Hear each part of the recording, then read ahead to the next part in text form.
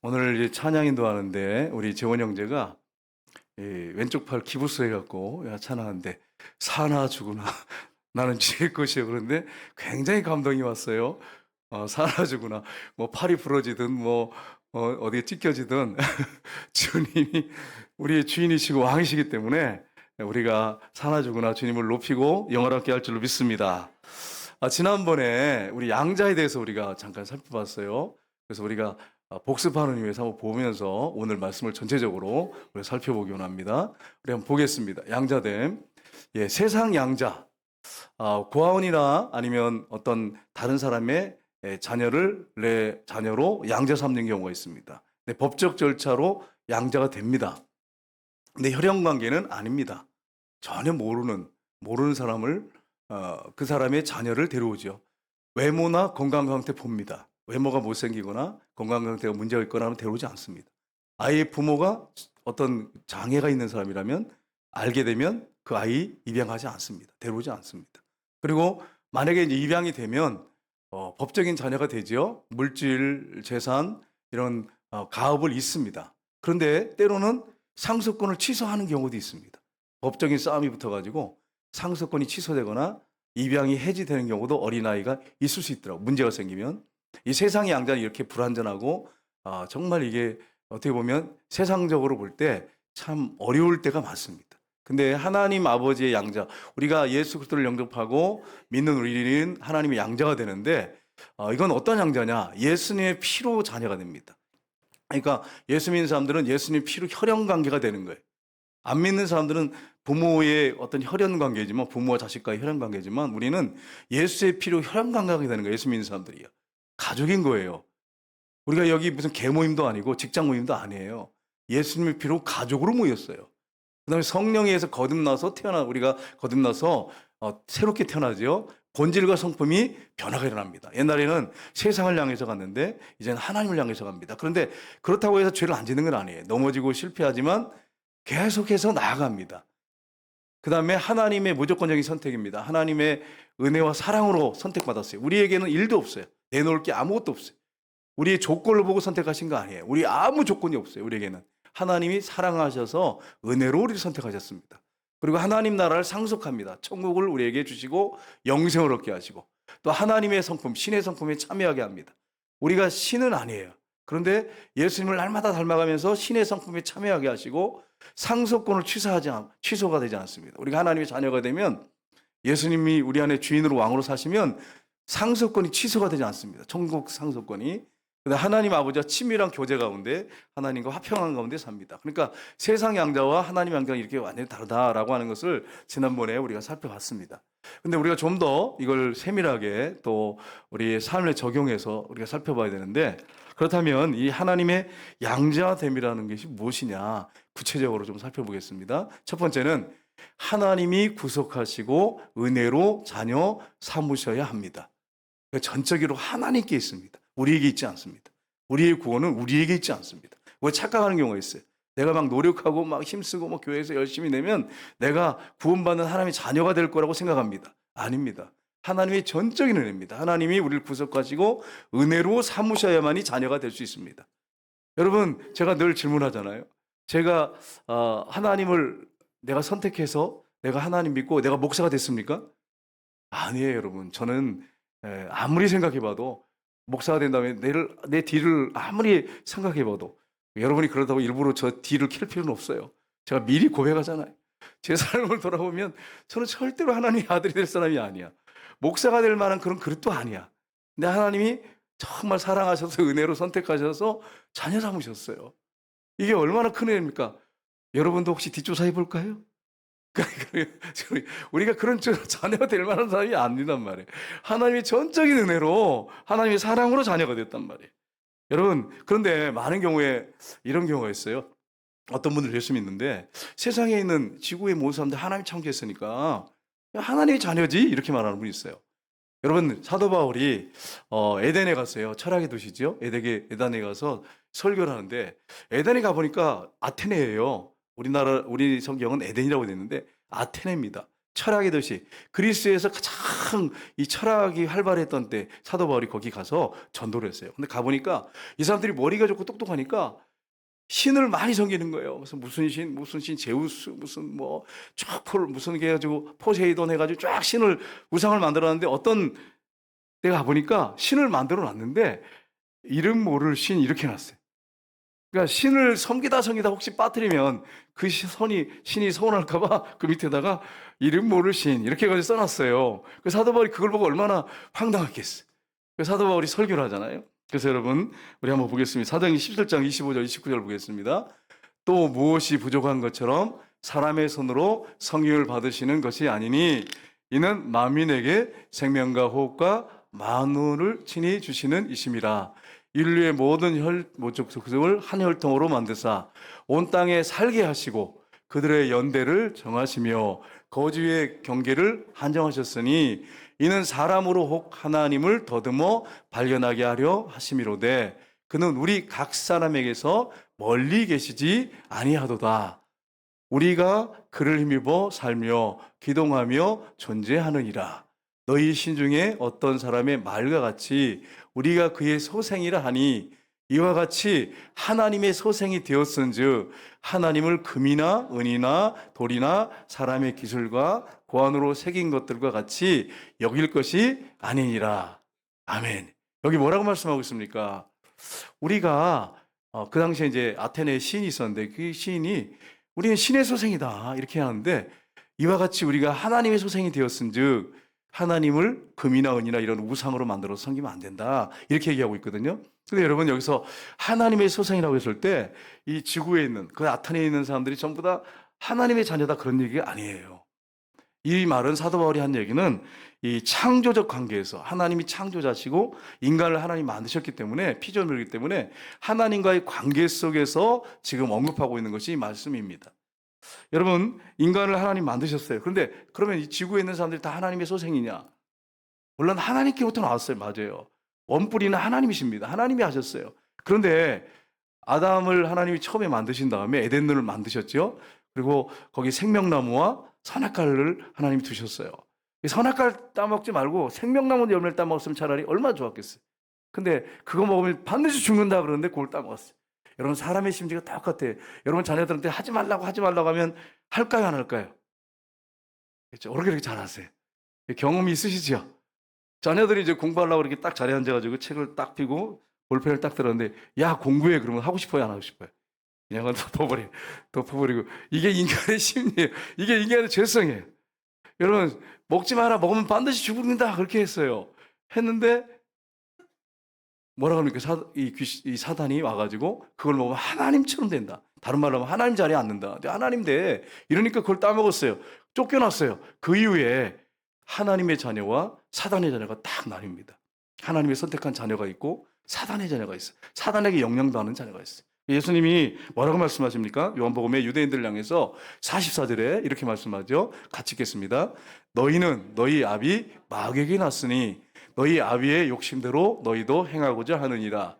그는 처음부터 살인한 자요 진리가 그 속에 없으므로 진리에 서지 못하고 거짓을 말할 때마다 제 것으로 말하나니 이는 그가 거짓말쟁이요 거짓의 아비가 되었습니다. 아멘. 사단은 거짓말쟁이고 처음부터 살인자였습니다.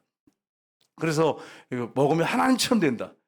먹지 말라고 한 걸 그렇게 거짓말해가지고 가모니설로 먹게 했습니다. 그리고 가인에게 역사해서 아벨을 죽게 만들었어요.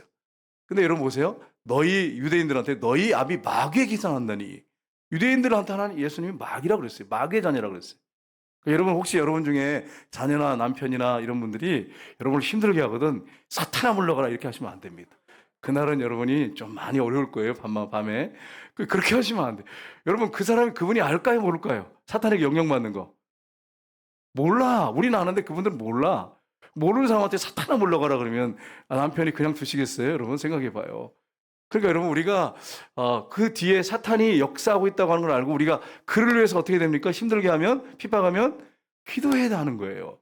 더 사랑하고 불쌍히 여기고 그래야지 저 사탄이 자식 그러면서 맨날 마음에 분노를 품고 저 사탄 막 이렇게 하면서 미워하고 그러시면 안 되는 거예요. 여기 권사님들, 집사님들 남편한테 핍박을 많이 받은 분들 계시지요. 그런 분들 속으로 저 마귀 같은 놈 이렇게 하시면 안 돼. 그래 하시면 안 되고 그를 위해서 기도하셔야 돼. 그가 선택받은 하나님의 자녀인지 누가 알겠어. 그래서 그를 위해서 기도할 때 하나님이 그를 구원하시는 거예요. 그러니까 사탄의 자녀가 탁 나눠요. 하나님의 자녀하고. 그래서 이 선악과 따먹은 왜 이렇게 나뉜 거예요. 그리고 성경에 보세요. 우리도 원래 사탄에 속했어요. 그런데 하나님이 선택하셔서 우리를 구원하셨어요. 에베소서에 보면 1장 4절에 이렇게 말씀합니다. 같이 읽겠습니다. 그 창세전에 그리스도 안에서 우리를 택하사 우리로 사랑 안에서 그 앞에 거룩하고 흠이 없게 하시려고. 아멘. 창세전에, 이 창세는 태초에 하나님이 천지를 창조하시기나 전에 하나님이 우리를 다 아세요. 하나님은 시간이 없어요. 하나님에게는 시간이라는 게 없습니다. 과거, 현재, 미래 영원히 하나님은 하나로 볼 수 있어요. 하나님에게는 하루가 천년 같아요. 모든 걸 다 보고 계시고 알고 계시는 하나님이지. 그러니까 하나님께서 우리를 창세전에 그리스도 안에서 우리를 택하셨어요. 택하신 목적이 뭡니까? 그 앞에 거룩하고 흠이 없게 하시려고, 이겁니다. 이건 뭐냐면 예수님 닮은 사람으로 살아가도록 하기 위해서 우리 선택하셨다는 거예요. 여러분과 저는 선택받았어요. 사진을 한번 보겠습니다. 보시면 이제 하나님께서 성부, 성자, 성령 삼위일체 하나님이 계시죠. 성부 하나님께서 주도적으로 우리를 선택하셨어요. 그래서 선택한 사람만이 예수님을 영접합니다. 지구에 많은 사람들이 살아요. 그런데 어떻게 하나님이 선택받은 일을 아냐면 예수님을 구주와 주님으로 마음에 진짜 모셔드리는 사람. 이 사람은 하나님 선택한 사람이에요. 그러니까 그걸 하나님 선택을 어떻게 하느냐? 예수님을 구주와 주님으로 내가 영접했어요. 그러면 내가 선택받은 사람인 거예요.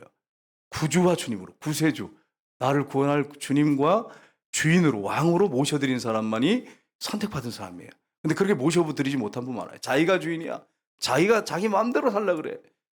그냥 하나님을 그냥 옵션으로 그냥 여기고, 필요할 때 백그라운드로 여기고, 필요할 때 도와달라고 하고, 그런 분들은 교회 다니는데 교회 다니지만 종교생활 하는 거예요. 그분은 예수님 주인이 아니에요. 선택받은 사람이 아닐 수 있어요. 교회 다녔다고 다 선택받은 사람이 아니란 말이에요. 예수님을 구세주와 주인으로 모셔드리고 그분에게 영향을 받고 그분에게 순종하고 살고 하나님의 통치가 이루어지는 사람이 하나님의 자녀예요. 그 사람은 선택받은 사람이에요. 여러분과 제가 선택받은 사람인지 여러분 자신이 점검하셔야 돼요. 만약에 내가 주님의 인도를 받지 않고 그분이 주인이고 왕이 돼서 그분의 통치를 받지 않는다면 나는 종교생활을 하고 있는 거예요. 여러분, 하나님이 지구상에 수많은 사람들이 있어요. 여러분, 세상에 나가면 인물들 잘생긴 사람 많습니다. 예쁜 여자들도 많습니다. 그런데 여러분, 하나님이 인물 보고 선택하셨다면 얼마나 우리가 당황스럽겠어요, 여러분. 우리한테는 여긴 전혀 관계가 없어서 너무 감사해요. 여러분, 만약에 인물 보고 선택하시고 돈 보고 선택하시고 만약에 최고의 어떤 가문을 보고 선택했다면 여러분과 제가 여기 자리에 어떻게 있겠어요? 하나님이 전적인 은혜로 우리를 선택하신 것입니다. 우리 성경 구절 보겠습니다. 갈라디아서 4장 보겠습니다.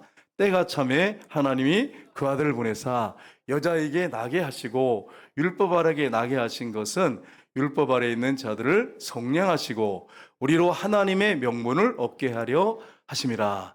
아멘. 여러분, 때가 찼어요. 그때가 언제냐면 예수님이 오실 때 2000년 전이죠. 하나님이 그 아들을 보내셨습니다. 그리고 여자에게 나가셨어요. 여자가 누굽니까?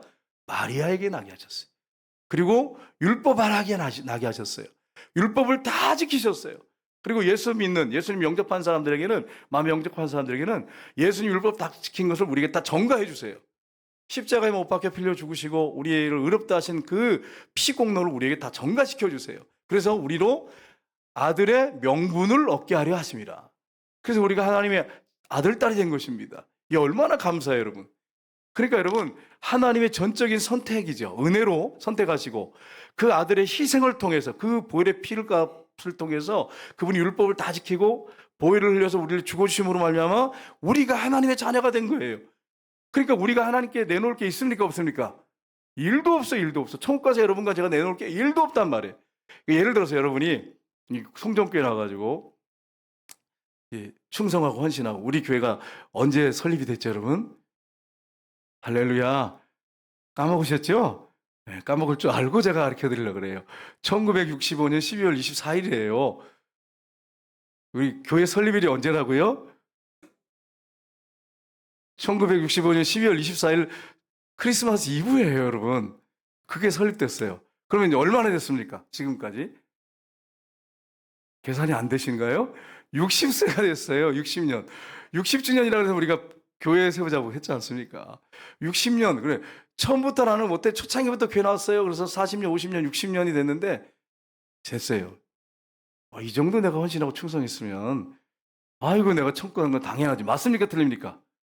틀려요. 일도 없어요. 내놓을 게 아무것도 없어.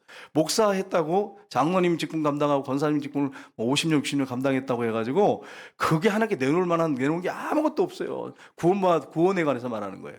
구원에 대해서 내놓을 만한 조건이 안 돼요. 하나님이 전적인 은혜로 그 십자가의 그 보혈의 피로 은혜로 선택하시고 우리를 구원하셨기 때문에 사랑으로 구원하셨기 때문에 하나님 앞에 구원에 대해서 내놓을 게 아무것도 없어요.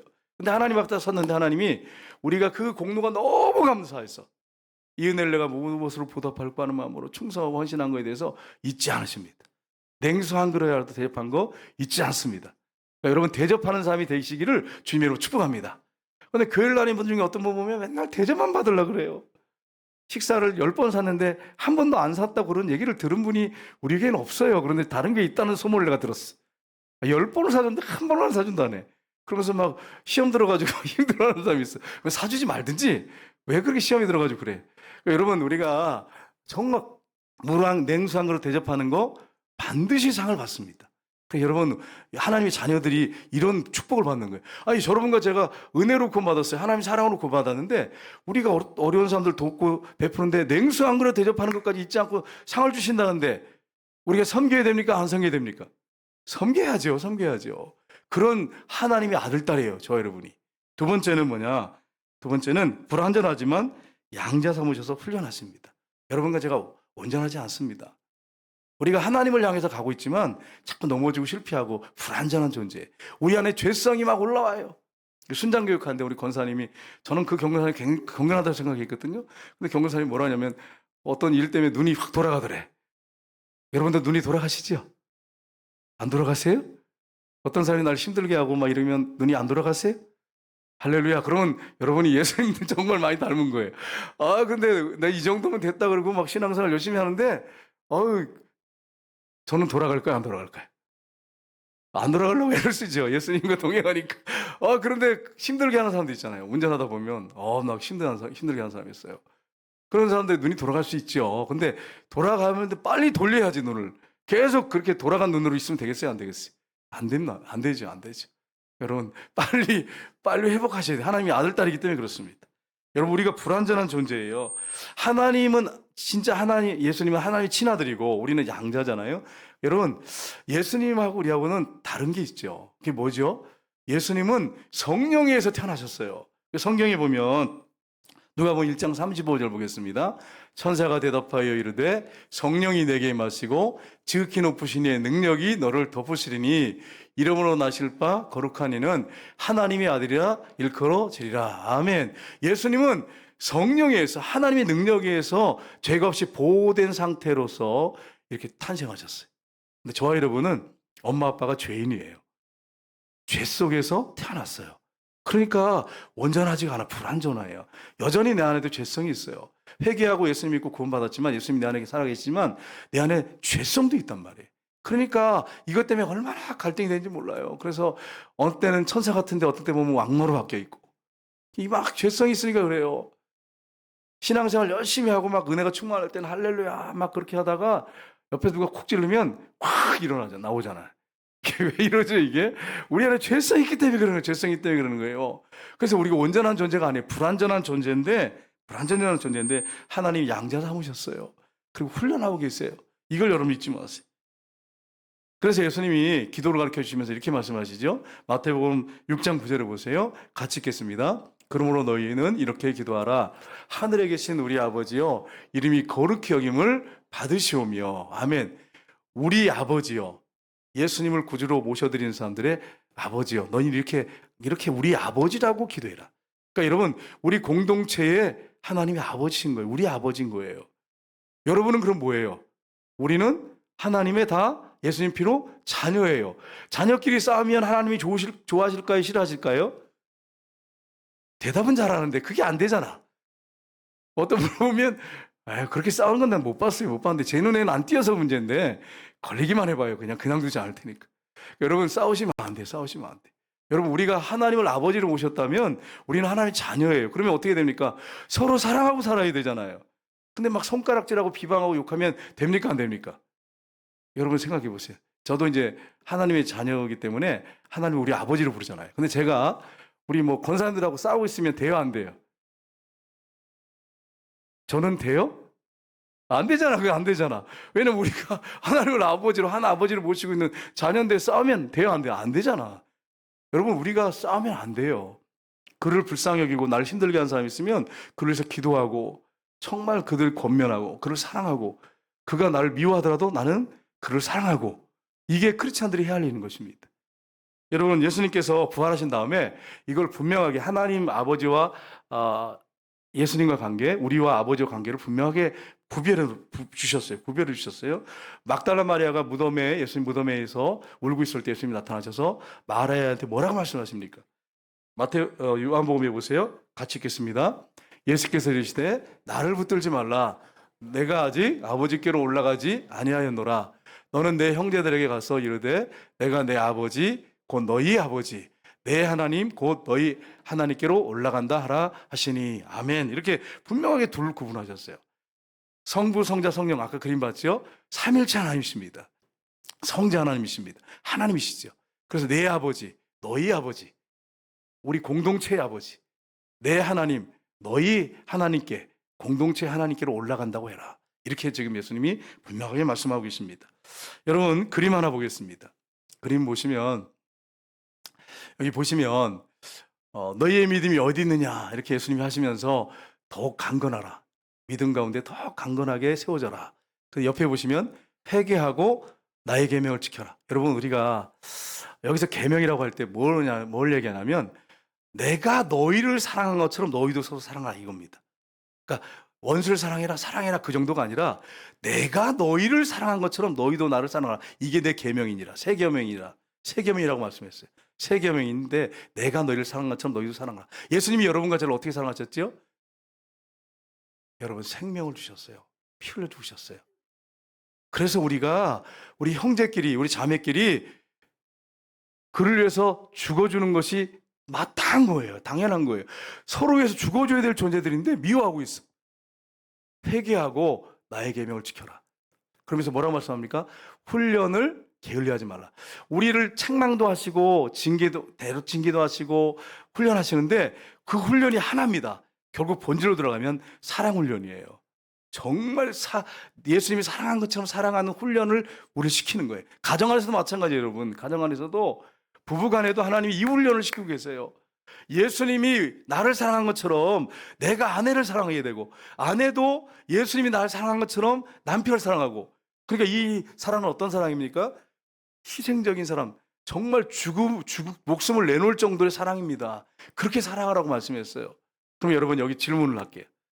여러분 남편을 위해서 죽고 계십니까? 죽도록 사랑하십니까? 아내를 위해서 정말 죽을 정도로 사랑하십니까? 여기서 누가 아멘 100% 할 수 있겠어요, 여러분? 다 찔리시잖아. 아멘을 아무도 안 해, 지금 내가 보니까. 왜 그럴까요? 찔리잖아. 예수님이 내가 너희를 사랑한 것처럼 너희도 사랑하라. 이게 새 계명이에요. 내 계명이에요. 예수님 주신 계명이에요. 근데 이게 정말 어려워요. 가까운 사람일수록 정말 어렵잖아요. 여러분, 사랑하는 거 알아? 머리로는 아는데 이게 돼요, 안 돼요? 안 되잖아요, 안 되잖아. 이게 어떻게 되냐면, 예수님이 내가 얼마나 더러운 존재인지, 얼마나 악한 존재인지를 뼈저리게 느껴야 돼. 나 같은 지옥 안방에 들어갈 존재, 당연한 그런 존재인데, 나 같은 걸 얼마나 사랑하셨는지, 나를 위해서 피 흘려 죽으셨잖아요. 심장 수술 누가 대신해줘도 고맙잖아요. 근데 자기 생명을 주셔서 피를 다 흘려 날려 죽어주셨어요. 지옥가에 마땅한 존재인 나를 위해서. 그렇게 죽어주셨어요. 그럼 그 사랑을 내가 정말 가슴에 믿는다면, 내가 남편이나 아내를 또 아니면 교회 성도들끼리를 아니면 나를 원수같이 여기는 사람을 사랑할 수밖에 없는 거예요. 그렇게 사랑하라는 거예요. 근데 이렇게 사랑하라고 우리에게 이렇게 높은 수준의 그런 어떤 말씀을 해주고 계시는데 우리는 못 따라가. 그래가지고 아멘이라도 못해. 형제를 위하여 죽는 것이 마땅하니라 성경에 되어 있어요. 요한일서에 보면 우리가 형제를 위해서 자매를 위해서 죽는 것은 마땅하니라 그랬어요. 근데 제가 지금 설교를 하고 있는데 이 설교를 하면서 정말 부담스러워요. 내가 정말 우리 성도를 위해서 사랑하면서 우리 성도 한 사람을 위해서 목숨을 버리는 목사인가 이렇게 생각하니까 싹꽃 목자 같아요. 저는 아무리 생각해도. 여러분 제가 볼 때는 싹꽃 목자인데 여러분이 저를 위해서 기도 많이 해주셔서요. 하나님 목사님이 싹꽃 목자라고 그럽니다. 또 그렇게 또 신고하지 말고 하나님 앞에 그런 사람이에요. 그런 사람이야. 근데 하나님 우리 목사님 정말 선한 목자 돼서 한 양을 위해서 한 마리 양 한 성도를 위해서 생명을 바치는 목자가 되게 해주세요. 여러분 그 기도해 주시기를 주님으로 축복합니다. 여러분이 저한테 그런 기도해 주면 저는 그걸 최고로 여기겠어요. 왜냐하면 우리 주님이 저한테 그렇게 말씀했고 여러분에게 그렇게 말씀했기 때문에 그래요. 한 영혼을 위해서 목숨을 버리는 사람이 돼야 돼. 우리 예수님은 여러분 실용주의가 아니에요. 예수님은 100마리 양 중에 한 마리 잃어버리면 그걸 99마리를 들여두고 그 한 마리를 찾아가는 거 이게 실용주의입니까? 아니에요. 한 영혼을 천하보다 귀하게 여기는 한 영혼의 가치를 가장 귀하게 여기는 사상을 갖고 계세요. 예수님은 그런 마음으로 사셨어요. 이 세상에서 우리가 실용주의로 살면 안 돼요. 전도하는데 돈을 많이 들였는데 한 명이라도 구원했습니까? 막 이렇게 나가면 안 돼요. 여러분 실용주의 아니에요. 물론 우리가 좀 효율을 높여야겠죠. 그러나 실용주의는 아니에요. 한 마리 양을 위해서 목숨을 내놓고 모든 걸 다 희생해도 예수님이 만약에 지구에 한 사람이 있으면 그 한 영혼을 위해서 죽으실까요? 안 죽으실까요? 여러분 질문해 보셔야 돼요. 난 질문해 봤어요. 지구에 나 혼자 살았을 때 내가 지옥 갈 존재인데 나를 위해 죽어주실까 안 죽어주실까 질문해 봤어요. 여러분 답이 뭘까요? 죽어주실 거예요. 왜냐하면 99마리를 두고 한 마리를 위해서 목숨을 바쳐 찾으시잖아요. 그게 선한 목자잖아요. 나를 위해 죽으시겠구나. 나 혼자 내 지구에 남아도 나를 위해 죽으시겠구나. 내가 그런 사랑을 받고 있구나. 그게 얼마나 감사해요, 여러분. 우리 예수님이 그렇게 여러분을 사랑하십니다. 그러니까 여러분 우리가 한 영혼을 가장 소중하게 여겨야 돼요. 만약에 여러분이 교회 다니는데 한 영혼을 향한 소중한 마음을 잃어버리고 그 마음, 사랑의 마음을 잃어버리면 다 잊어버리는 거예요. 사실은 형식적으로 껍데기밖에 남은 게 없어요. 열심은 내 열심은 막 충성해. 교회에서 사람들은 칭찬받고 박수 받는데 하나님이 인정하지 않으셔. 너 상급 없다 이러세요. 너 영혼을 향한 사랑의 마음을 가지고 그 일을 하고 있느냐? 이걸 질문하신단 말이에요. 사랑장이 그래서 중요한 거예요. 그래서 여러분 고린도 교회가 막 은사가 나타났어요. 예언, 신유, 별의별 게 다 나타났어요. 기적이 나타났어요. 근데 사도 바울이 뭐라고 합니까? 이 성경 구조를 보면 샌드위치 구조로 만들어졌어요. 대부분이요. 유대인들의 사상이 대부분 그런 구조예요. 그래서 글을 쓸 때 대부분 그래요. 가운데 사랑을 탁 놓고 그 옆에 은사를 놓았어요. 은사 중요한데 가장 중요한 건 사랑이다. 한 영을 향한 사랑, 한 사람을 향한 사랑을 잃어버리면 은사 다 소용없는 거야. 이걸 말씀하시는 거예요. 제가 은사를 부정하는 사람 아니에요. 저는 우리 교회에서 은사가 활발하게 일어나기를 원하고 우리 장로님들 막 기도해 주셔서 기적이 일어나고 병자가 치유되잖아요. 여러분 기도 받으셔야 합니다. 저에게 받기도 하고 우리 장로님들한테 기도 받으세요. 기도 은사가 있는 사람들은 은사 활용해서 병을 놔야 합니다. 근데 이게 다가 아니라는 거예요. 핵심은 한 영혼에 대한 사랑이에요. 이걸 이 사랑을 잃어버리면 뭐라고 말씀했어요? 아무것도 아니래. 아무 유익도 없대. 내 몸을 불사하도록 내줘도 사랑이 없으면 아무 유익이 없다고. 나한테 영구 유익이 없어요. 그러니까 한 영을 향한 사랑을 잃어버리면 다 잃어버리는 거예요. 껍데기밖에 남은 게 없어요. 형식적인 신앙생활이. 하나님이 그렇게 보세요. 그렇게 보세요. 그래서 여러분이 내 마음속에 한 영을 향한 소중함과 사랑을 갖고 있느냐 이걸 늘 질문하셔야 돼요. 저는 이걸 늘 질문하고 있어요. 최근에서 더 그렇게 많이 질문하고 있어요. 저를 위해서 기도할 때 그분을 위해서 여러분 기도하셔야 합니다. 한 영을 소중하게 여기고 정말 한 영을 위해서 희생하는 목자가 되게 해달라고. 많은 사람이 아니에요. 한 사람이 한 사람. 그 한 사람을 소중하게 여겨야 돼. 세 번째는 자녀의 주의, 신분을 부여하시는 하나님의 법적 행동입니다.